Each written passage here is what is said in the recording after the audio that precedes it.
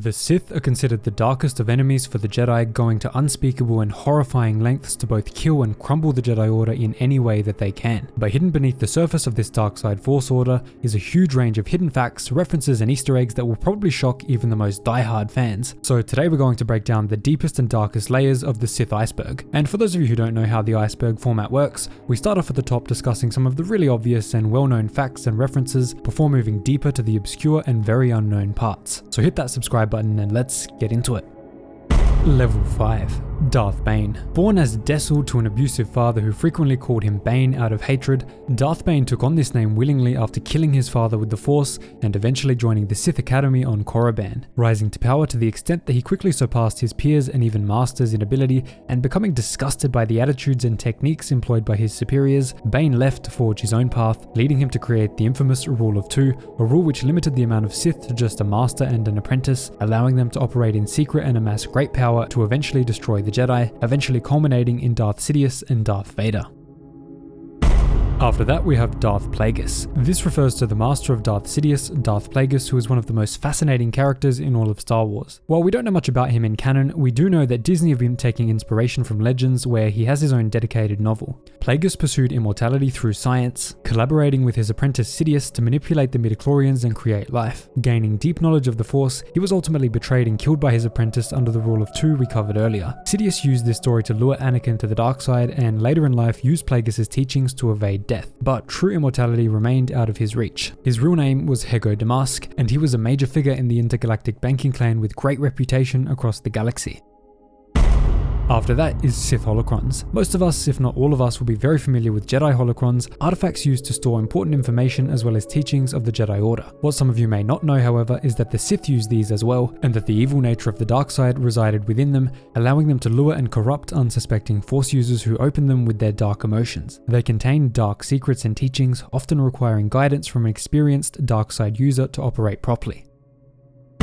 Level 4. Next up, the Rule of Two is essence transfer. This one gets quite crazy, so strap in for a crazy theory, which is actually seeming more and more likely in canon. So in the Legends continuity, in the final book of the Darth Bane trilogy, Bane attempts to use essence transfer in order to take over the body of his apprentice Zana. Although Zana succeeded in warding off Bane's attempt to take her body, causing his essence to be lost, Zana picked up a twitch in her hand which Bane developed towards the end of his life. In episode 9, Palpatine states that he is all the Sith, implying that he is using essence transfer in a way that allows him to amass power into one being. He also asks Rey to strike him down, which would complete the essence transfer. Now, Rey did end up killing him, so the essence transfer was actually complete, and Rey could be a latent dark side user because of this, including making her part of the Darth Bane lineage. If this theory is true, that would mean that all of the power of all of the Darth Bane Sith Lords, all the way from Bane himself down to Palpatine and even now Rey, would have been amassing power and continuing to grow in strength over and over and over as they killed their master, transferring their essence down the line. Maybe this is how the Sith became powerful enough to take down the Jedi.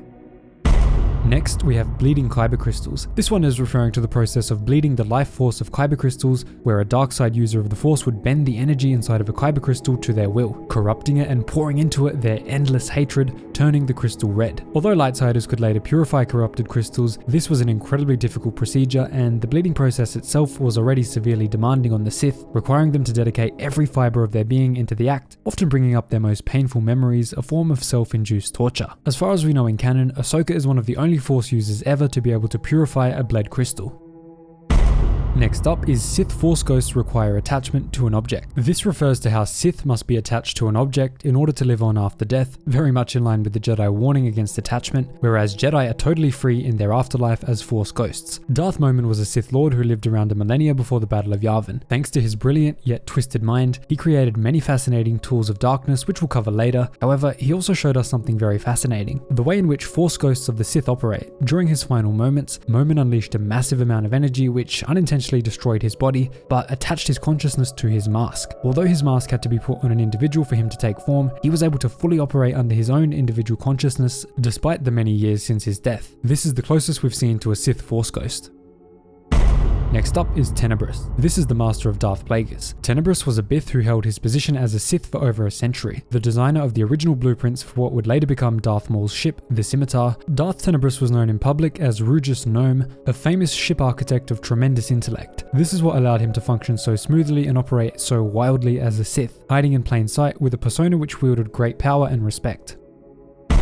Level 3. Force Healing requires a dyad. Force Healing is an incredibly controversial ability, and understandably so. However, there are some things which suggest that a dyad is required for it to work properly, using the shared life essence of the dyad to do so. Despite Palpatine coming back to life through essence transfer, meaning he had decades of Sith knowledge, he was unable to heal himself without drawing on the power of the dyad between Ben Solo and Rey. Although Grogu did force heal without, as far as we know so far, being a dyad, he does have a very intimate and strong connection with Din Djarin, meaning that a dyad may have been formed between the two. Or perhaps Grogu simply learned the ability somehow from his master before Order 66. This would make Grogu's master a potential Darksider.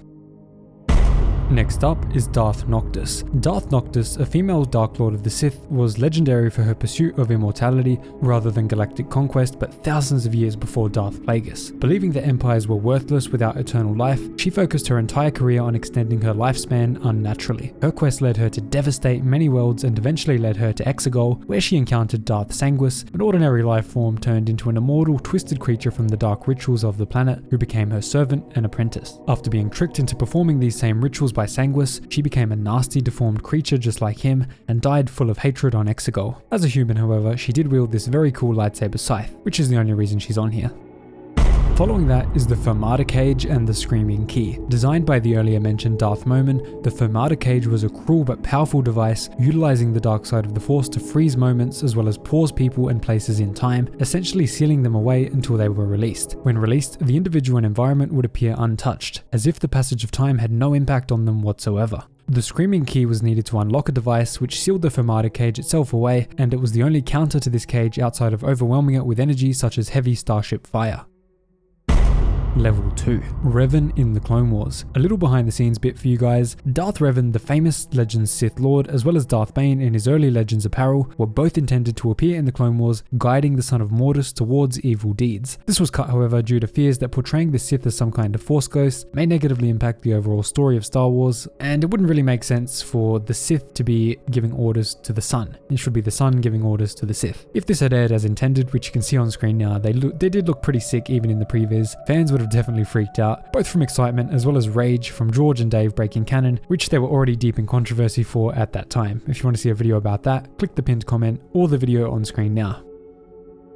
Level 1. Venomous. A deeply powerful Darksider, Venomous was one of several candidates for continuing on Darth Tenebrous's line of Baneite Sith Lords. Despite Tenebrous choosing Plagueis to succeed him, this later changed and he entrusted Venomous with killing Plagueis, though Tenebrous himself was killed first. Pausing his own investigation into Force sensitives who he could train, Venomous set out to kill Plagueis and was almost successful thanks to his superior and aggressive lightsaber combat. Being so powerful in the Force, however, Plagueis bested his opponent and used his comatose body to experiment with midichlorians, keeping him alive and then killing him and then bringing him back to life over and over and over again. And some believe that QIMIR and the Acolyte may be the canon version of Darth Venomous. Next up is the Force Possession ability. Seen only on a few occasions so far, Force Possession was an evil ability of magic which allowed the Night Sisters of Dathomir, as well as the Witch Coven on Brendok, to inhabit and control the bodies of other people. With the Night Sister variant, the eyes of the victim would turn green, and the victim's voice would be replaced with that of the Night Sister spirit which controlled them. The Brendok Coven variety hasn't really been seen in full yet, but we know that the eyes turn black instead of green, and they are able to induce a trance-like state in their victims, as we saw on Torben. Finally, we have Sol Mogra and the Amulet of Evil. We have a video going deep into this, which you can watch in a second, but in short, there's a canon short story about a man named Sol Mogra, very similar to the Sol from the Acolyte, whose master left them an amulet which they held dear. After some time of grieving, terrible murders would be committed at the night when Sol was asleep, and one night he saw evidence that the Phantom was near, and it turns out that it was actually Sol himself. The amulet contained his master's bottled up anger and hatred, and transformed the wearer into an evil murderer by night, but through the day they appeared totally normal and forgot all about it. Maybe we'll see something similar happen to Sol from the Acolyte, even if it's just a story twist and not the amulet himself. So that has been the iceberg on some of the most obscure and fascinating stories and elements of Sith lore. Drop a like on the video if you enjoyed, check out the Dave Filoni retcon video or the Sol Amulet video here on screen now, drop a thank Mr. Plagueis if you made it this far, and I'll see you in the next video.